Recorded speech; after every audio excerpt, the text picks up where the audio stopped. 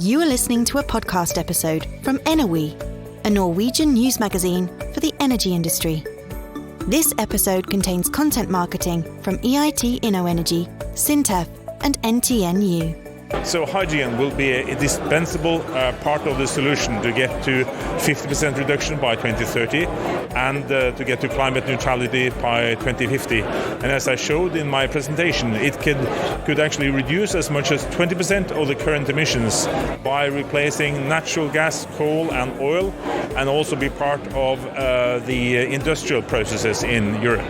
Dr. Nils Røkke is the chairman of the European Energy Research Alliance and director of sustainability at SINTEF. This week, the H2 Value Chain Seminar gathered the best of industry, research and innovation throughout the hydrogen value chain in Norway and Europe. My name is Aamodt and I'm the CEO of enerWE, a Norwegian news magazine covering the energy industry, and I participated at the H2 Value Chain Seminar. The Green Deal is a path towards climate neutrality in Europe, trying to see how we can become the first climate neutral continent in the world, and also that this will be a part of an industrial strategy for Europe. Tomas Kåberger is professor at Chalmers University of Technology. He is speaking at the H2 Value Chain Seminar in his role as Industrial Growth Executive for EIT InnoEnergy. How would you describe the development of renewables in Europe? The important thing is that the costs have come down dramatically in the last 3 years. So now solar and wind power can be produced at a total cost that is below the energy content price of oil and often even of LNG. That means that renewable electricity can start substituting oil and gas in other sectors in society, not only outcompeting them for electricity generation. But why is there a market for hydrogen in combination with solar and wind power? You can say that with solar electricity, batteries can serve the purpose of storing that electricity from day to night. But with hydrogen, you have longer periods of strong winds and longer periods with little wind, and then using these periods with a lot of wind power to produce a lot of hydrogen is more competitive because the storage of hydrogen is cheaper than storage in batteries. The cost for hydrogen generation is the electrolyzers, and that's based on the capacity to produce, not the amount of energy stored.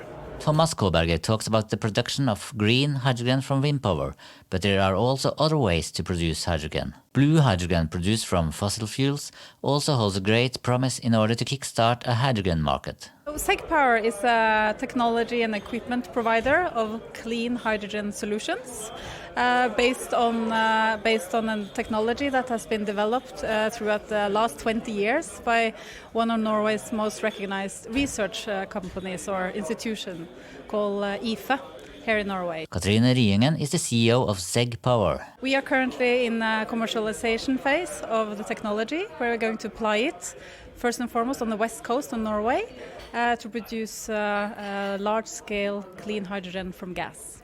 How large is the potential for building a Norwegian industry in the hydrogen value chain? So we believe the opportunity is vast and very attractive for commercial players such as ourselves in Norway, both on the near term, but especially on the longer term basis. And certainly our market is global beyond Norway, but we will start with putting down a footprint in Norway first, and then we will go global. Johan Hustad is the director of NTNU Energy at the Norwegian University of Science and Technology. I think you need what you call a blue hydrogen as well as a green, because you need the volumes. If you don't do anything on the blue hydrogen, you will get very much lower volumes, and then it will go much longer time. Involving blue hydrogen will speed up the production and the volumes and so on, and then you will also get hydrogen into the market much faster. In what degree is there a value chain in place from production to use of hydrogen now? I wouldn't say there is a value chain at all, more or less. So there is a value chain for blue hydrogen for the chemical market today. But for power, there is no really value chain. There are demonstration projects where you can see part of the value chain, but it's not really a whole value chain as such. Johan Hustad says that there is no H2 value chain in place now. I asked Nils Røkke why there is a need for speed. I mean, it's 10 years to 2030 and 30 years to 2050. So it's really time now to accelerate, and we'll see the change over the next 10 years in terms of what kind of energy carriers we'll be using and what kind of policies we'll put in place to make this happen. And why do we need to collaborate in order to achieve this goal? Because no single country can achieve these targets alone. We need to work together as a team in Europe to make this happen, also reflecting that Europe at present is the world's largest importer of energy and thus needs to have clean energy in their energy mix also for the imported energy goods. But how can we incentivize hydrogen to play a key role in the energy transition? Kevin Gould is Senior Advisor Global Markets and Corporate Strategy at Statkraft. But definitely to try and get down the costs for hydrogen production, especially from the green hydrogen production. I think as well, trying to create some kind of system where you can calculate sort of the emission reduction that you're getting from hydrogen. So maybe extending sort of the guarantees of origin system to include hydrogen. Funding pilot projects that demonstrate the value chains that you can get through using hydrogen, and also maybe trying to fund studies, for example, on looking at the best places where you could site electrolyzers, taking into account the grid, both the power grid and also the gas grids eventually. What role does Statkraft play considering hydrogen? Statkraft is interested in producing green hydrogen and e-fuels, and we're particularly focused in heavy transport, maritime and industry. And we see our role is getting involved in interesting value chains within these areas and pushing hydrogen forward, because at the end of the day it's going to be an extremely important piece of the energy system in the future. Kevin Gould gets the support from Mikael Norlander, the head of R&D portfolio and industry decarbonization at the Swedish energy company Vattenfall. If you are to electrify the industry, what we're aiming at is you better do that flexible, because the production side of electricity you meet it with will most likely be weather dependent. So it's a great match to move the buffer from after the electricity generation. So you make a system that sticks together, so to say. Mikael Norlander compares the energy storage using hydrogen on a plant with 1 million Tesla batteries. Yeah, it's a number game. I mean, if you take all the combined batteries of 1 million Tesla cars, then you get the same amount of energy in such a storage. Åseby is business manager at the Swedish fuel cell company PowerCell. What exactly are fuel cells? The fuel cell is an energy converter. So you can convert energy in hydrogen to be electricity, and the exhaust, the emission that comes out, is hot water and steam. Who are the main users of fuel cells? The users can be the automotive industry. It can be used for cars, trucks, buses, forklifts, heavy-duty vehicles. It can be used within the marine areas as well, for all kinds of vessels, but also in port operations. And you can use it for any stationary operation, which means big data halls or big units that need a lot of electricity but cannot be on the grid. That is a user for fuel cells. Åseby gives an example from the construction site. The fuel cells on construction sites is perfect when you need to have heat and electricity. And that you can use for both in transport as well as in the construction. And I think that just for construction sites, that is a fuel cell application, because you also can run on hydrogen energy for long-term use. If you bought shares in PowerCell at the start of last year, congratulations! You can look back at a 600% rise in shareholder value. Hydrogen and fuel cell companies have risen dramatically in valuation the last year. What is the main driver of this trend? I believe a function of investors wanting to get in on a very promising new market.